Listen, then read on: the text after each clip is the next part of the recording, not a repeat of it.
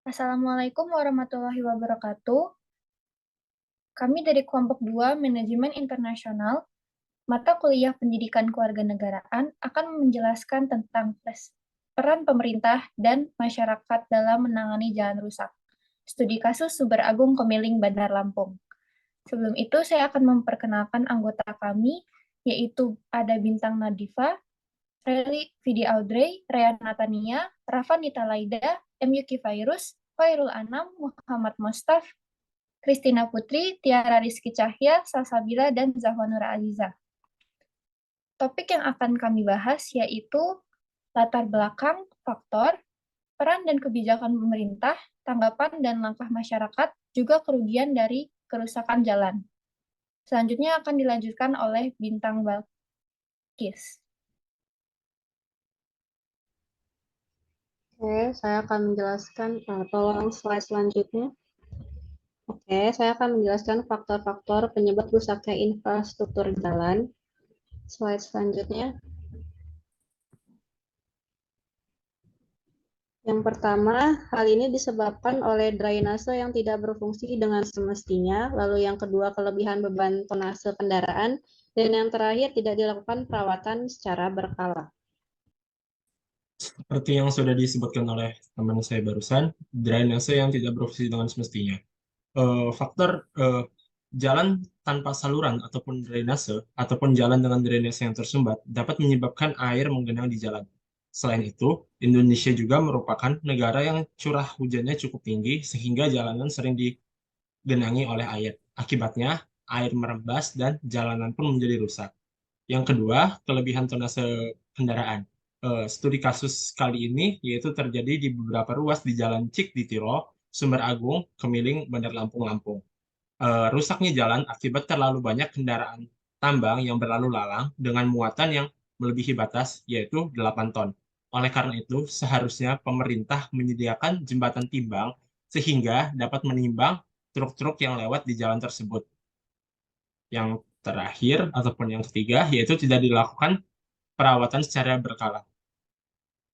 Sebenarnya pemerintah Lampung sendiri sudah menganggarkan dana untuk melakukan perawatan jalan yang sudah kelihatan rusak setiap tahunnya dan jumlahnya selalu naik dari tahun ke tahun. Namun, anggaran tersebut masih jauh dari kata cukup untuk membiayai keseluruhan perbaikan maupun perawatan jalan yang berada di Provinsi Lampung. Keterbatasan anggaran membuat tidak semua jalan yang butuh perawatan berkala atau jalan rusak berat sekalipun dapat segera diperbaiki. Maka dari itu, Dinas Bina Marga dan Bina Konstruksi Provinsi Lampung akan menyeleksi dan memprioritaskan jalan-jalan yang benar rusak untuk segera diperbaiki. Oke, next.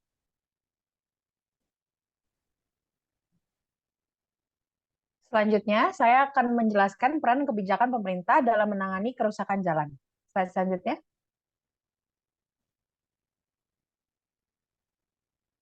Jadi, berdasarkan wawancara dengan beberapa pemerintah setempat, kebijakan yang diambil oleh pemerintah hanya menetapkan muatan dari truk muatan yang melewati jalan. Mereka juga menyatakan tidak ada laporan lebih lanjut mengenai jalan rusak di sekitar, baik dari pemerintah setempat seperti RT ataupun juga warga sekitar. Informasi yang bisa kami dapatkan dari beberapa pemerintah adalah yang pertama dari Bina Marga. Menurut Dinas Bina Marga, tidak semua jalan menjadi kewenangan pemerintah provinsi. Yang menjadi penyebab kerusakan jalan adalah kendaraan yang lewat dan melebihi kapasitas yang ditentukan. Untuk melakukan perbaikan, anggaran dana yang didapatkan belum memenuhi kebutuhan sendiri. Yang dilakukan pemerintah pusat adalah dengan melakukan pemeliharaan rutin pada jalan-jalan provinsi dan melakukan survei setiap tahun. Yang kedua adalah Kecamatan Kemiling. Berdasarkan hasil wawancara, salah satu masalah infrastruktur yang terjadi di Kemiling adalah jalan yang rusak. Kebijakan yang diambil Kecamatan Kemiling dalam mengatasi permasalahan ini adalah dengan mengumpulkan permasalahan yang diajukan oleh kelurahan-kelurahan sekitar dan mengajukan hal tersebut di Musyawarah Perencanaan Pembangunan atau Musrembang. Terdapat banyak program yang diajukan dalam Musrembang, salah satunya adalah masalah perbaikan jalan. Terdapat pula himbauan terhadap warga mengenai muatan lebih, dikarenakan terdapat pertambangan yang mengakibatkan truk-truk muatan berlalu lalang di sekitar dan menjadi salah satu penyebab jalan rusak. Bagi yang tetap melanggar batas muatan akan mendapat teguran berupa surat peringatan. Yang ketiga adalah Kelurahan Sumber Agung. Berdasarkan hasil wawancara dengan Sekretaris Lurah di Kelurahan Sumber Agung, sampai saat ini tidak ada laporan dari masyarakat mengenai masalah infrastruktur maupun masalah pertambangan yang ada. Karena tidak adanya laporan dari masyarakat, Kelurahan berasumsi bahwa tidak terdapat masalah mengenai hal tersebut. Kebijakan yang pernah diambil oleh Kelurahan adalah dengan memberhentikan proyek pertambangan yang ada sekitar 3 tahun yang lalu. Hal tersebut dilakukan terkait dengan perizinan yang tidak ada.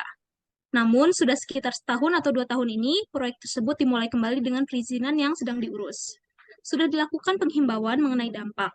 Namun, terdapat sisi positif, yaitu para warga yang bekerja di penambangan tersebut sebagai mata pencaharian. Dan yang terakhir adalah RT. Berdasarkan wawancara yang kami lakukan dengan 3 RT, yaitu RT 1, 2, dan 4, hasilnya memiliki kesamaan, yaitu mengenai masalah infrastruktur, yaitu jalan yang rusak. Terdapat satu drainase jalan yang tidak berfungsi yang menyebabkan tergenangnya air saat hujan. Pelaporan mengenai kerusakan jalan biasanya akan dilaporkan di Musrembang.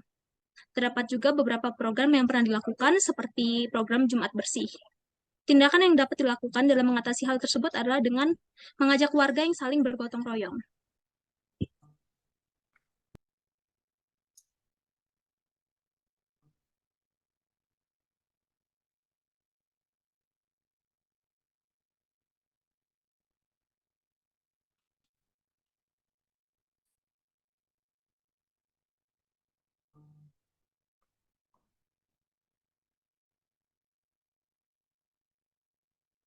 Selanjutnya saya akan menjelaskan tentang tanggapan dan langkah-langkah yang diambil masyarakat terhadap kerusakan jalan.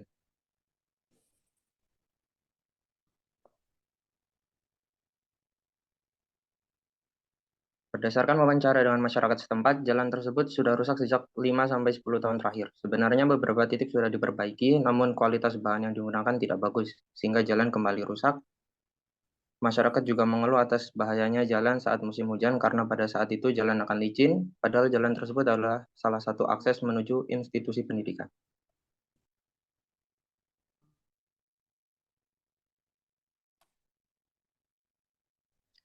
Jadi masyarakat ini mengeluhkan kondisi jalan ini, karena jalan ini tuh rusak parah dan terasa licin. Terutama jalan ini tuh akses menuju institusi-institusi terkait seperti sekolahan.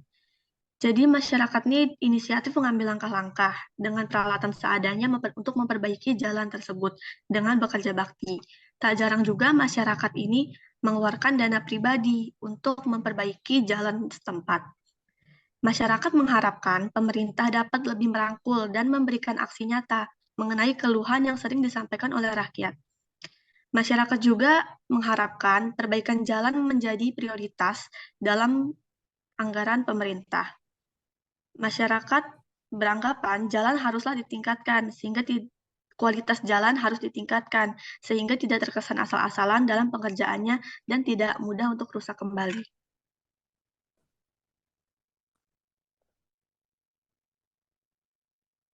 Selanjutnya, langkah yang diambil oleh masyarakat untuk memperbaiki jalan adalah kerja bakti, memperbaiki jalan dengan dana pribadi, dan melaporkan kerusakan jalan pada pemerintah. Berikutnya yaitu kerugian yang disebabkan jalan rusak untuk kegiatan sehari-hari warga.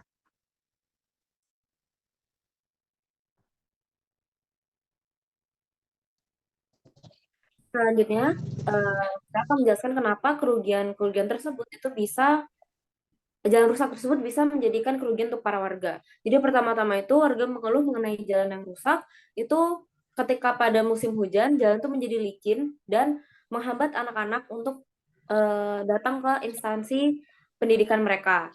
Lalu jalan kaki pun jaraknya itu terlalu jauh karena untuk sekolah mereka, tapi menggunakan kendaraan bermotor juga cukup berbahaya karena ketika musim hujan jalan itu menjadi licin. Selain itu, jalan yang kurang baik mengakibatkan banyak kendaraan bermotor yang mengalami kecelakaan kecil. Lalu tak hanya di musim hujan saja yang berbahaya, namun pada musim panas itu banyak debu yang berterbangan karena tertiup angin atau dengan adanya kendaraan-kendaraan yang pasti lewat itu pasti menyebabkan angin. Jadi banyak debu yang berterbangan menyebabkan penyakit pernapasan. Itu berbahaya untuk para warga yang punya penyakit-penyakit tersebut.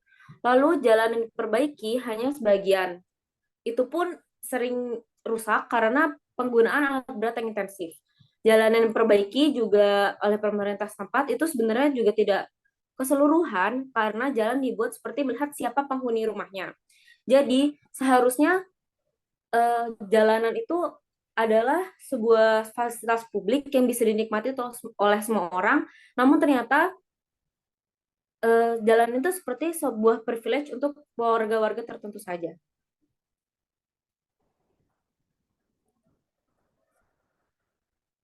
Next.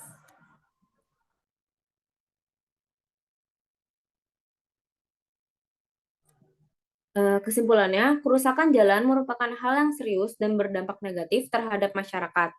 Drainase yang buruk, beban kendaraan yang berlebih, serta kurangnya perawatan jalan itu sendiri merupakan beberapa faktor penyebab kerusakan jalan. Untuk mengatasi hal ini, diperlukan kerjasama yang baik antara pihak pemerintah dan masyarakat. Pemerintah hendaknya mengalokasikan dana masyarakat. Pemerintah hendaknya mengalokasikan dana yang cukup untuk membangun infrastruktur yang berkualitas. Begitupun masyarakat yang hendaknya bergotong royong untuk merawat infrastruktur yang ada.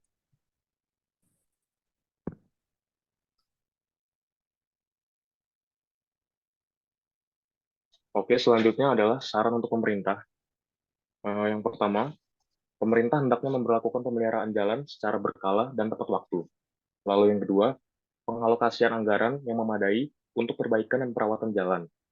Lalu yang ketiga adalah meningkatkan koordinasi antara dinas terkait untuk efisiensi penggunaan dana. Lalu yang terakhir adalah pemerintah daerah dan instansi terkait perlu mendengarkan keluhan dan masukan masyarakat mengenai kerusakan jalan, serta merespons dengan tindakan yang nyata. Lalu yang terakhir adalah saran untuk masyarakat.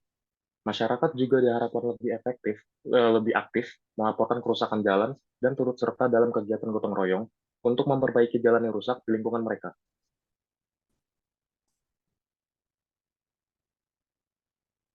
Saya kira sekian dari kami, presentasi kami. Mohon maaf jika ada salah kata. Wassalamualaikum warahmatullahi wabarakatuh.